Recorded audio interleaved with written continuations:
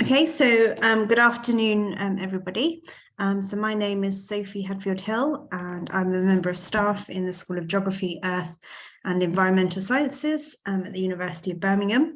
So thank you for joining our evening/afternoon, it's not quite dark yet, lecture series. I don't recognise any of your names on the list, so perhaps you're new to these, so welcome. But if you have been before, then thank you for coming back. So you may know that we run this lecture series for GCSE, A-level student and A-level students, but also their teachers as well. If you will have registered for this talk, so you will get a recording of it afterwards. And then you'll be able to share it with peers, share it with your teachers, and then refer back to any diagrams or figures that Kirsty talks about as she's talking. So I'm delighted that Dr. Kirsty Edgar is speaking to us tonight, and she's going to be talking about dinosaur tracks in the UK and geoconservation. And we just had a quick pre-chat, and it sounds fascinating. So I'm looking forward to it. Thank you. Over to you. Thanks, Sophie, for the ringing endorsement, and thanks to those that have made it along at the end of what I'm sure is a long day. So yeah, I'm going to be talking briefly around one of those charismatic groups of organisms that are known. Dinosaurs are terrestrial vertebrates that lived, occupied huge range of body sizes, ecologies, and they dominated terrestrial ecosystems throughout the Mesozoic from around 230 million years ago to around 66 million years ago. And I'm going to run you through a little bit of background about why we might look at UK dinosaur tracks or their footprints that are left behind in the geological record. What can they tell us? And I'll be showing you a recent case study of actually what do we know about dinosaur tracks in the UK? What's the history? What can they tell us? And then think about actually where many of these can be seen today in situ. Should we and can we protect these, and how we should communicate those? So thinking about the sustainability of some of these finite resources that we have. So I'll start off with, obviously we probably know dinosaurs, many of us, best from their skeletal or their body fossil record. And this provides key evidence of their life and their appearance. But the thing is that very rarely do we find complete dinosaur fossils like that, which is near complete on the left-hand side. This is Sophie the Stegosaurus from the NHM in London that's on display there. It's about one of the most complete dinosaurs in the world, and it's only 85% complete. So it's very hard to find complete dinosaurs. More frequently, what we typically find are fragments in the fossil record, something akin to that in the lower right-hand corner here. So skeletal material is often incomplete. It can be quite difficult to find. It can be difficult to extract from the rocks. And actually, because of that, it can take quite a long time from finding something to actually preparing it for it to make it into the scientific literature and be studied. So a highly complementary source of information to this comes from dinosaur footprints or tracks. Oh, let's try and use this. Okay, here we go. And these are really useful. So they're tracks or trace fossils because you've got no remnant of the actual organism itself preserved. This is the trace of where they once were. The advantage, of course, of this is that if you find a footprint, you know the organism was actually there at the time. So we have a really good idea. It can give us a really good idea of distribution of different groups. They're very rarely moved by erosion far from where they have been formed. So they're also much more abundant. If you think any organism has one skeleton, but it may leave a million, tens of thousands of footprints within its lifetime, some of which may be preserved. So we're much more likely in many ways to find dinosaur footprints or tracks than we are to find their body fossils. And one of the advantages as well is that not only are they more abundant, so we might be more likely to find them, but because of the way in which they're preserved in the geological record, they often are found in different horizons in the rock record compared to where we find the body fossils. So if you compare both the body fossils and the trace fossils together, we can get quite a nice we can get a more complete picture of what lived when and where. So some examples of terms that are used, you had to take a look at that lower left-hand figure. So a single footprint is known as a track. If there's more than one that's from the same individual, as far as we can tell, we would call it a trackway. And these can give us a huge amount of information. So not only can we think about the distribution of these organisms, they can tell us about locomotion, so how they moved, how fast could they run. They can tell us about the anatomy of the organism. So for example, as they moved from a walk to a run, how did their limbs sort of, how were they arranged? Were they brought in closer to the midline to allow them to move faster, for example? We can think about things like behavior by looking at interactions between dinosaur tracks. So, for example, can we see predator-prey relationships? Can we see herd behavior by looking at lots of individuals traveling in the same direction side by side? Can we look at the range of different body sizes of organisms? Because of course the footprint is related, that an organism makes relates to its ultimate body, total body size. So can we get an idea of what's the size and structure of these groups? We can also get, in very well preserved material, things like impressions of dinosaur skin, so shown in that middle image here. So really getting not just a sort of an idea of how the organism lived and where it lived, but actually what it might have looked like as well. So the structure of the foot and what the skin covering might have looked like. So really useful record, but completely underutilized. There are some challenges to using the track record though, compared to the body fossil record. And so the first of these really is that we can really only assign tracks to a broad taxonomic group. So what I mean by that is if you look at these broad groups of dinosaurs, so grouping, for example, the theropods, so that would include things like T-Rex, Allosaurus, lots of different well-known dinosaurs fall within the theropod group. The ornithopods, things like Iguanodon. We've got the sauropods, so our Diplodocus, our brachiosaurs, our Brontosaurus, and then our armored dinosaurs, so the ankylosaurs, the stegosaurs, and the ceratopsians that fall within the thyrophoran group. And what you'll notice is that each of these types or these broad groups of dinosaur leave very distinctive footprints behind that are shown underneath the silhouettes. So the theropods and the ornithopods leave these three-toed or tridactyle tracks. And then those on the right-hand side are non-tridactyle. So you can see they're also typically quadrupedal. So they walk on 4 feet with different front and back foot impressions.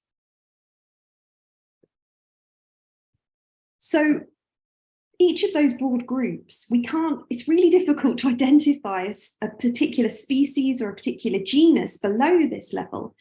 For one, because the anatomy of the foot of each of these groups is quite similar. It's quite similar within each of the groups. We also very rarely find a dinosaur at the end of a track to tell us exactly who made it.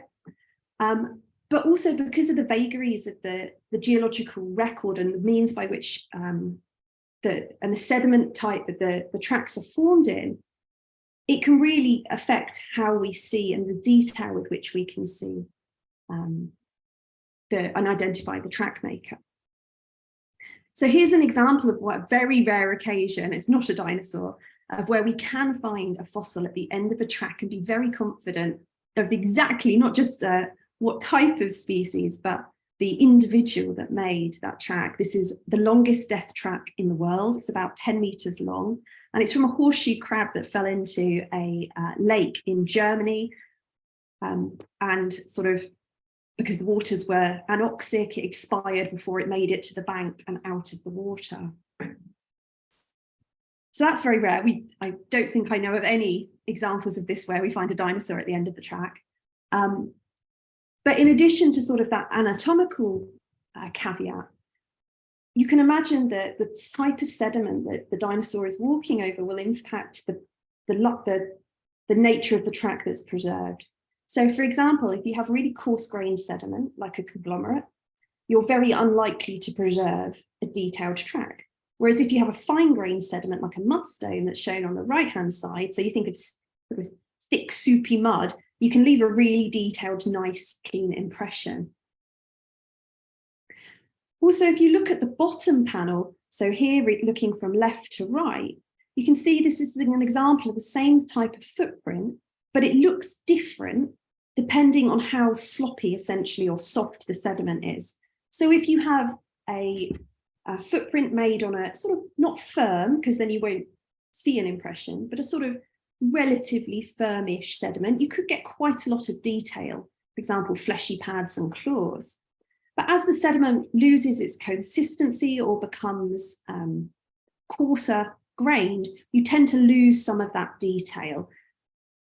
So that can impact, again, how precise we can be. So working at those broader taxonomic groups is really quite advantageous. We also, of course, have environmental biases because we're more likely to form tracks where the sediments are wet. So close to the edges of lagoons, rivers, lakes, where you can get this slightly softer sediment that can preserve it. So we could get these environmental biases that we have to take into account when we're thinking about then interpreting the ecology of dinosaurs. And then finally, in order to get a dinosaur footprint, we actually need it to be preserved. So you can make it, once the dinosaur has made the impression, we need it to be covered up very quickly to stop it being eroded away. And so, for example, we need a rapid burial event such as a storm, something like that, perhaps on the edge of a lagoon that might sweep in sediment that covers the track and preserves it for posterity.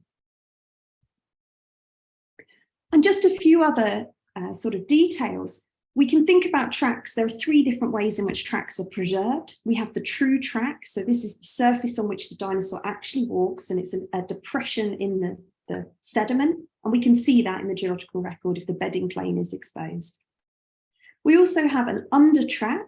So that's what's shown here. This is where when you impress on the top of the sediment, the impression of the foot is permeated down through the underlying sediments. But as it goes down to the lower levels, you're obviously losing definition and the shape of the foot becomes larger.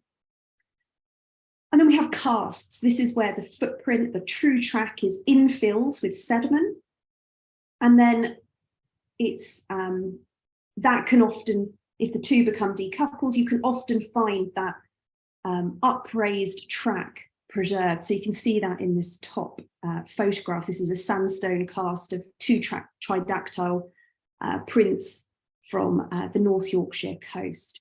And the type of track that we have can influence, tell us something about the organism, how and where it was. So we have a really long legacy of dinosaur research in the UK. Dinosaurs were first named in the UK. The oldest illustrated dinosaur bone was from the UK.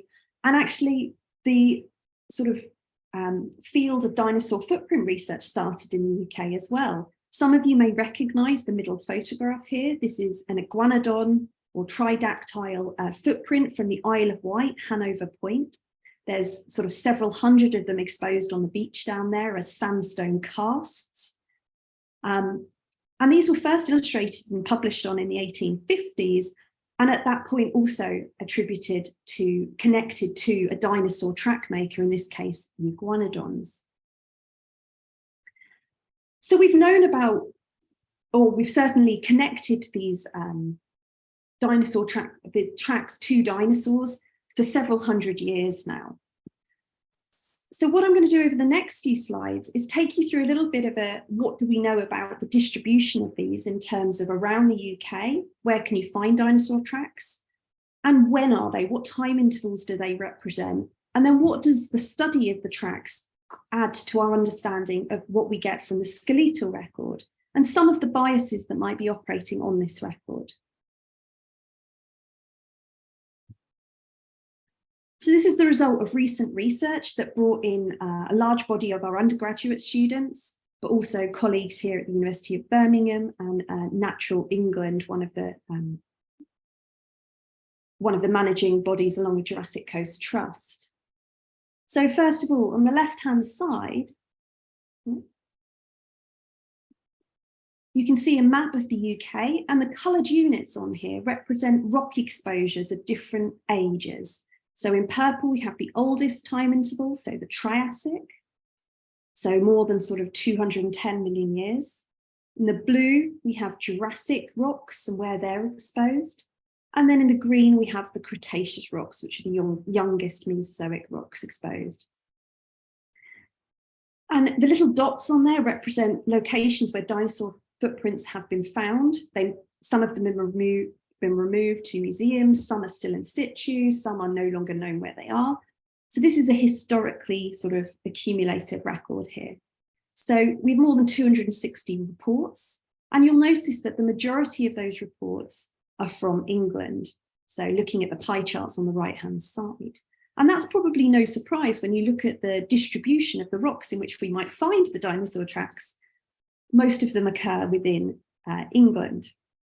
If you look at the lower pie chart, this illustrates how dinosaur tracks are distributed in time. And again, you'll notice that most of the tracks are found within the Cretaceous. So most of the tracks are found in the Cretaceous, both on the coastal exposures, but also in land areas. So again, also really good exposure of that unit.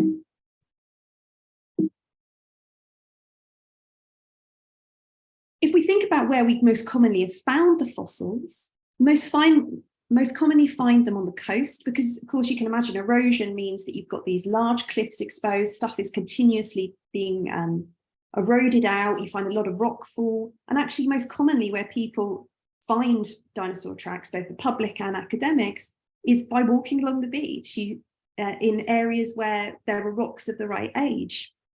So those sandstone casts from Yorkshire that I've shown you, that was discovered during the pandemic. It's the largest UK dinosaur fossil for a megalosaurus known.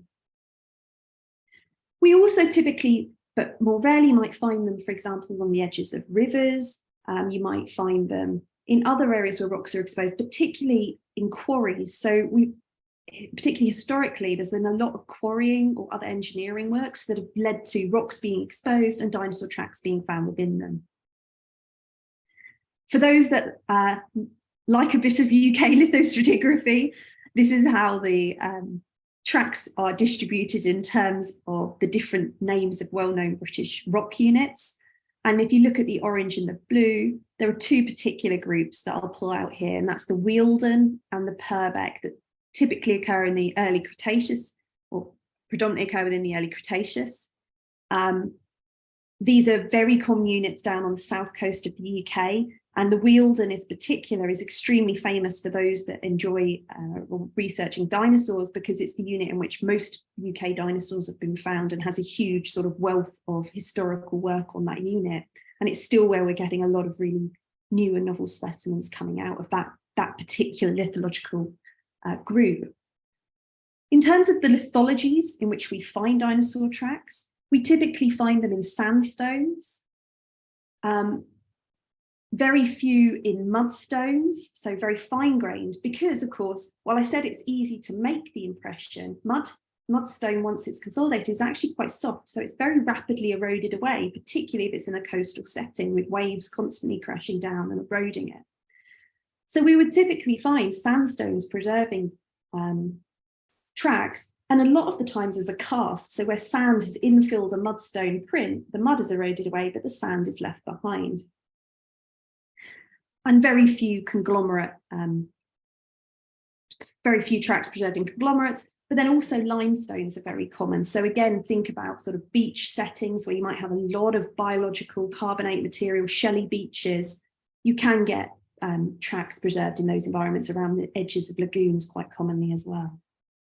So if you break that down into different places or types of environment in which you might find them, dinosaur tracks, you could see that the majority of locations, as we said earlier, are around water, where you would get water, so fluvial environments, so rivers, lakes, and other sort of lagoonal or coastal environments with a water influence.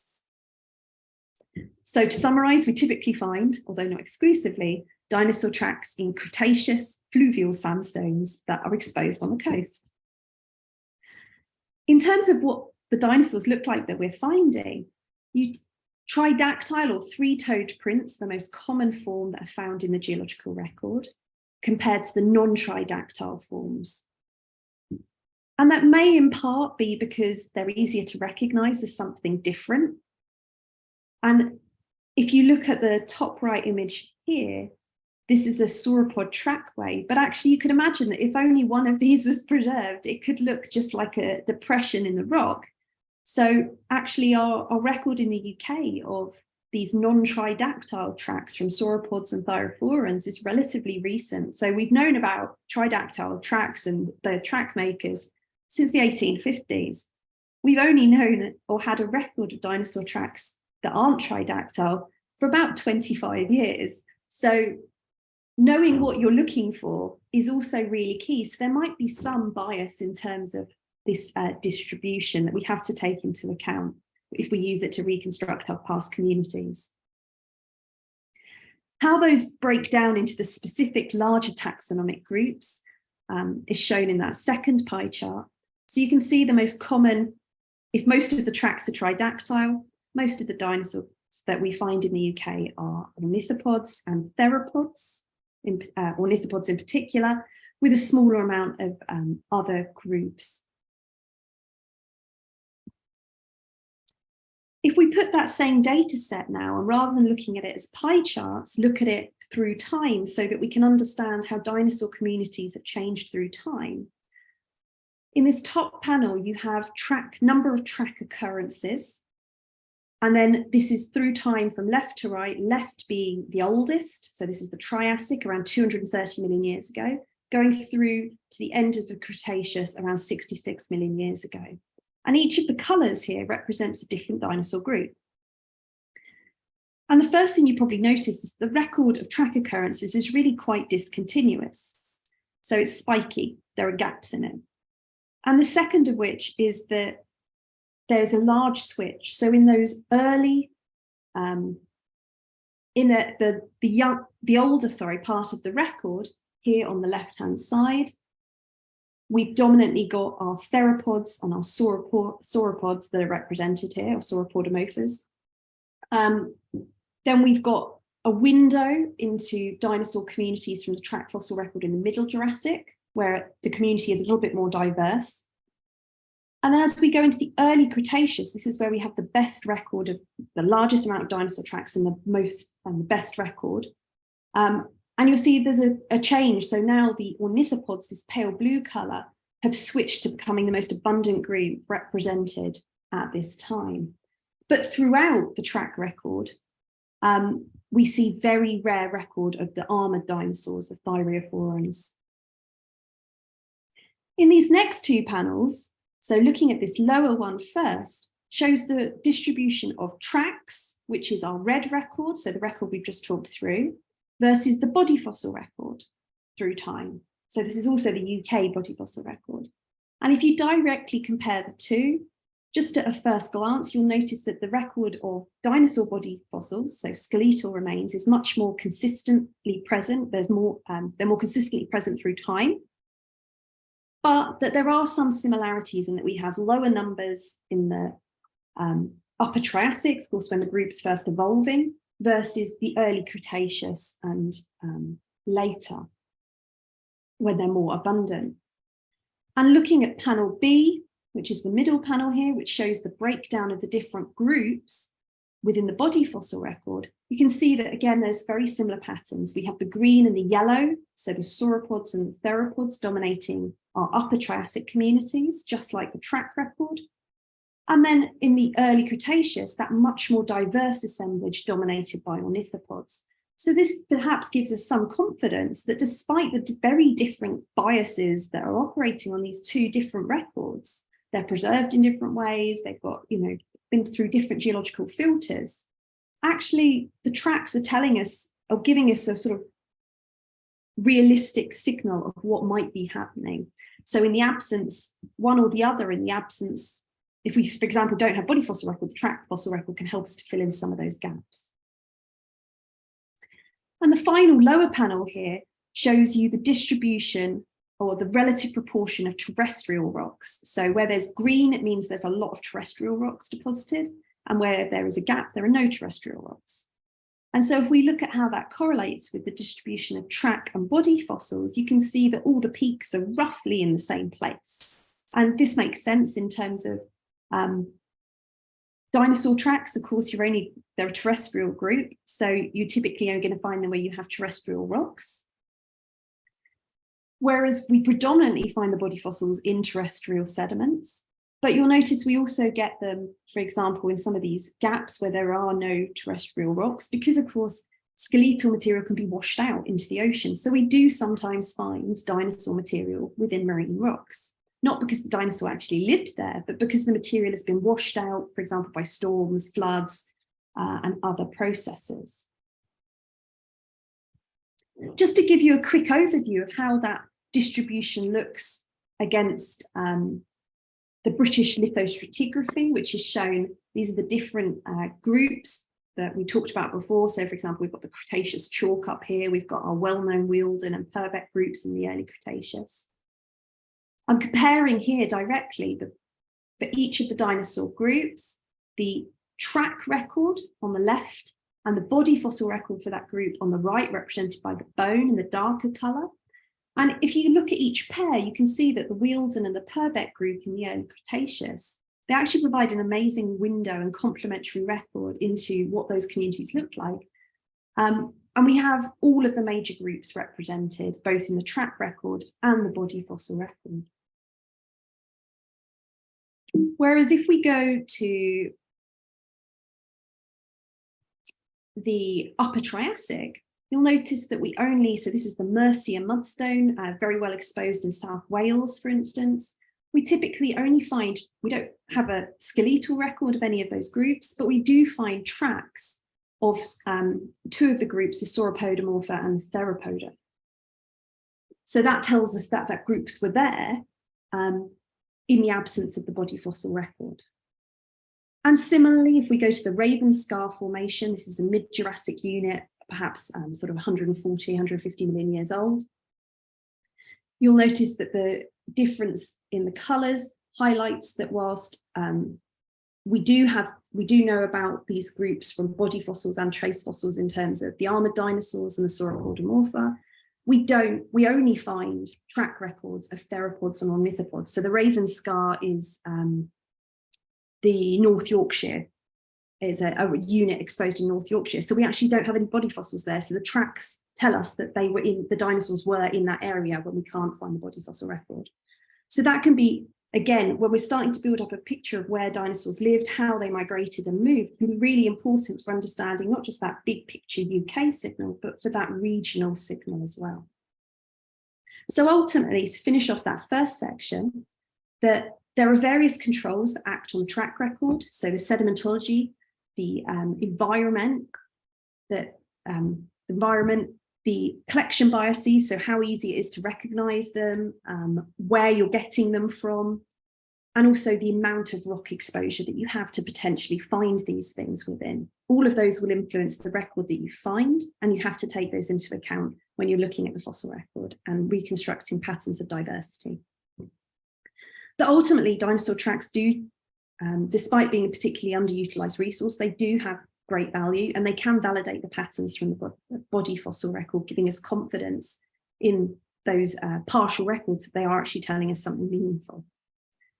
And whilst I haven't really elaborated on it here, actually they do hold great potential. And so, for example, the largest site in the UK is the Ardley Quarry site in Oxford. It's a very large dinosaur track site with many hundreds of tracks from both theropods and sauropods. And it's provided globally unique insights. For example, it has the only occurrence, or the first ever recorded occurrence, of a change in dinosaur gait from, I think it's a trot to a run, which told us about how they moved their limbs as they moved from one gait to the other, as well as the speed at which they moved.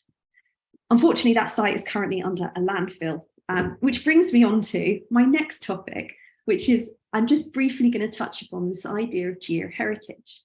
So whilst many of the dinosaur tracks through time have either eroded away, they've been taken to museums, actually, these are big things, generally speaking. We don't have space to collect everything, and actually we don't need to collect everything. Many dinosaur tracks can be found in situ on the coast or in quarries today, that are many of which are open to the public. And they form a really valuable part of our history, and people really enjoy visiting them. They hold great potential for education, not just for people that are interested in dinosaurs, but you can build a lot of other skills, geological skills such as mapping, understanding sediments, environments into them, doing mathematics, doing calculations of how from a track you can figure out the size of an animal, how fast it was moving. But there are challenges there because, of course, we've got climate change, we've got pressures on land use, and actually just the cost of how much it costs to potentially protect or build a tourist site around something, and how that will influence the local environment. So I'm going to give a very short case study on a particular site known as Spyway Quarry. So Spyway Quarry is the largest and most accessible dinosaur track site in the UK, and it's situated down in Dorset, right here on the south coast, by that little red dot. I can't get my, right down here, and surrounded by fields today, very close to Corfe Castle if anyone's been, and it's sampled Purbeck, so this is early Cretaceous rocks. And the site was first discovered in 1997 during quarrying. So the rocks there are limestones. They're very valuable industrially for building stones, so they're still being quarried actively today. And the owners of the quarry, or the land is owned by National Trust and it's leased to local quarrymen. And one of those quarrymen, Kevin Keats, discovered sort of around 100 tracks on a bedding plane that he was excavating for stone, contacted the National Trust, who are the landowners. They commissioned a scientific report in 1998, who found that the site was sort of scientifically very interesting, valuable, had great potential for UK tourism and science. But because quarrying was still going on around the site, they covered up the site while they developed a plan and thought about what they wanted to do. So that's what's shown in the right-hand side. You can see it's covered with stone, the surface, and there's stuff growing on it. So it was covered for sort of more than 15 years. And then the time came that they decided in the management plan to open the site to the fully open the site to the public so it could be enjoyed by everyone. And at that time, they made a 3D model of the site as it was, when it first uncovered, very clean, hadn't been eroded or open to the elements. And in 2016, it fully became accessible, so you could walk on the surface directly. So that's the sort of broad history of this site. And you can see that that surface is crisscrossed with this range of fractures that will become very important in a few moments. So some of you may have been to this site. Here is what it would look like on a slightly overcast and rainy day. It's not that impressive, I will admit, until you've been there. So you've got this kind of dark grey surface that's a curved surface, and it's covered with sort of around 140 or so sort of bowl-shaped depressions that's covered with this, then intersected with this surface of fractures. And you've got a little information board that gives you, so if the public come along, you can find out more about the site. And this is what those tracks look like, these sort of round, sort of 40 centimetre to 90 centimetre in diameter impressions in the rock. What you'll notice is that they seem to have a raised rim. You can imagine as an organism is walking along, as it puts its foot down, it splooshes up the sediment around the edges, forming what we call a displacement rim. And the likely track maker for this quarry is considered to be a large sauropod dinosaur, something probably like a brachiosaur. And based on analysis of the sediments, we're probably looking at something like a shelly beach that a large number of individuals, so at least sort of 12 or so based on the estimates, range of body sizes were walking along, not necessarily all in order, but like a sort of more of a trample surface. So it was an area that they frequented. So what we wanted to know, and in conjunction with Jurassic Coast Trust, who managed the site alongside the National Trust, was when we went in 2021, we wanted to understand how has the site changed since it was open to the public, so the public could go directly onto the surface, also that we have weathering happening, so erosion at the site. Why has it changed? And do we need to take any actions to preserve the site to make sure it's there for posterity? Because of course, a lot of people may think that rocks rocks have lasted for hundreds of millions of years. Why do you need to do anything? But the fact is, erosion happens and things change. So it's worth thinking about this for these sort of finite resources. They're irreplaceable. So we went back in 2021 with some of our students, Lewis Hallett and Harry Jones, and we created a new 3D model of the site using photogrammetry. So we utilised a digital SLR camera on a very big pole, but this is something you can do on most sort of mobile phones now, build 3D models of objects, and it's a process known as photogrammetry.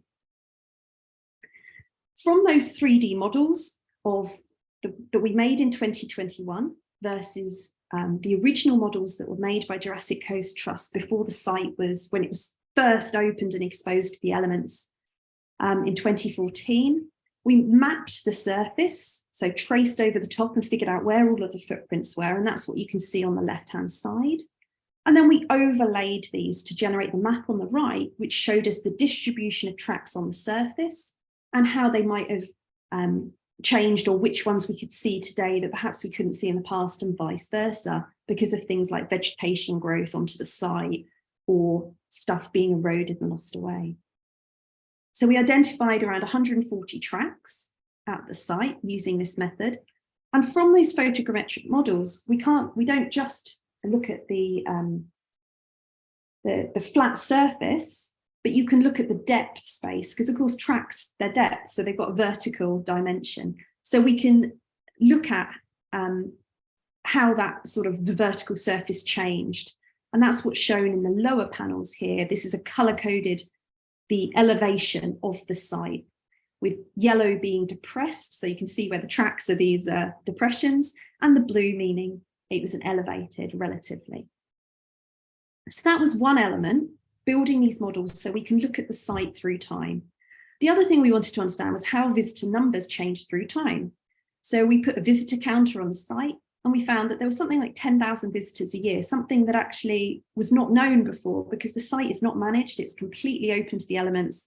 There is no monitoring, nothing like that, because the idea was that in order to manage visitors' numbers and protect the site, it would be about the journey of discovery. You would just find the site while you happened to be walking along the path with these very subtle little find a dinosaur sign, and just wander off the path, kind of this ethos of the journey of discovery, rather than having a really active promotion mechanism, which might bring a lot of people to the site, might bring risk, not just from visitor erosion, but sort of graffiti, potential theft, things like that. We could look at what times were most popular, and also utilising Google Analytics. If you have Google Maps on your phone, you'll probably, when you go to visitor attractions, if you haven't turned off your location services, you can access that data and find out how long average people spend there and when they go.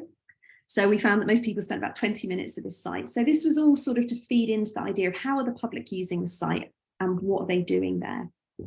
And we also thought about where do they go on the surface. So when people go to, we set up cameras and then monitored where people went on the surface to produce this heat map. So the yellow indicates where people are most often, and the purple indicates where they are least often. So you can see that top, down here, this is where the information panel is. So everybody that comes into the quarry goes to the information panel, which makes complete sense, because to find the context of the site. And then they typically target these areas which are large clusters of very obvious tracks. They don't typically wander down to this lower area, even though there are tracks there, they're less obvious perhaps, or they sort of don't explore sort of the whole of the site. We also looked at mapping the distribution of those fractures that I talked about. These are natural fractures in the rock.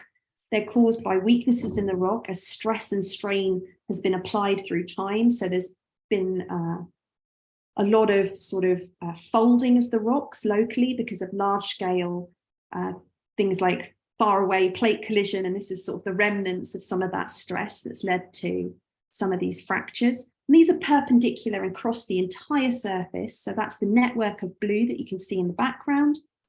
And then over the top of the color shows you the heat map. So where the dark colors are, there are more fractures. Where there is yellow, there is less fractures. And so in essence, the whole surface is fractured, but the fracturing is more intense in this bottom corner. And just to show you, actually, when we looked at the difference maps, what we saw, if you compare a photo of a particular track from 2014 on the right-hand side to 2021, there is an obvious colour change because of the weathering process. But when we look at the difference in height, the red tells us where there's a loss of material. You can see this is focused along the fractures in the track, and it's also around the edge of the track. So areas that are most vulnerable, really, to damage. And you can play this out over the entire surface, and you'll notice that there's red and bits of blue as well across that entire surface of the quarry, with the red showing you damage focused on the fractures. So for example, over here and along or in tracks. And we found that even in the 7 years the site had been exposed, we found a number of tracks that we couldn't find anymore in 2021 or 2022 compared to 2014 when it was first opened. So there has been significant deterioration of the site. And its most common site of what we saw is shown here. This is the outline of a dinosaur track. Here, this round edge, and it's essentially defoliating along the fractures, just lifting off the surface. So over time, they're becoming more and more indistinct. So we put all of that data together, and we basically figured out that whilst people erosion is an obvious contribution to erosion at the site, really natural factors were the most prevalent thing causing the deterioration of the site, and particularly that network of natural fractures that were allowing things like freeze-thaw processes. The tracks themselves accumulate water, which is slightly acidic, so you have an erosion within the track when it accumulates puddles, basically.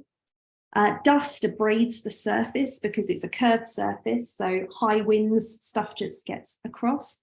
And you can also see there's vegetation in these cracks that obviously works to open them up further. So lots of different natural factors that, to be honest, until I worked in this environment, I wouldn't have even thought were that important. So what I would say is that we did show that there was a change in the track quality over time. The tracks were becoming less distinct and damaged, and the lifetime of the site is probably a few decades, which when it's survived 140 million years seems quite extreme. But most of the damage is due to natural processes. And so working with the management bodies, we looked at various options available to protect the site. It's about 500 square meters, so it can't be lifted and taken to a museum, and no museum has that capability. Could we cover the site? But it would have to be a fully kind of climate controlled building. The expense of that is huge. The infrastructure is not there in terms of you have to walk to this site. It's about 1.5 kilometers from the nearest car park or road. You know, it's not really. In addition, the expense of doing this is huge. So it's an important site. About 10,000 people visit it. They don't spend that long there, but they enjoy the experience. So ultimately, sort of thinking about developing a site management plan, it's really about getting this careful balance of impacts, about allowing people to enjoy a resource while it's there, because the ability to stand in the footsteps of dinosaurs is incredibly inspiring, with the sort of potential change and eventual loss of the site. And actually, if we think about a lot of, for example, our UNESCO World Heritage Site, which is the Jurassic Coast, it's created by erosion. So erosion is a natural process. So maybe we shouldn't try and interrupt it. So these are a lot of different questions that we had to think about as we sort of grappled with for developing a revised site management plan. It's not an easy answer is what I would say, but having the ability to think about these broader context and not just the science is really key. But one thing I would say is that came out of this is that 3D models are a really powerful tool. If a site is lost to time, if you've got a 3D model of it and it's freely available, then there's still value to be had there and people can still enjoy and value the site and do science on it. So really what came out of this was that really 3D models should be a key part of any site management plan. So get your phones out and start taking images. So I think I'll finish up there, but just say thanks for listening. And if we've got a little bit of time, I'm happy to take any questions.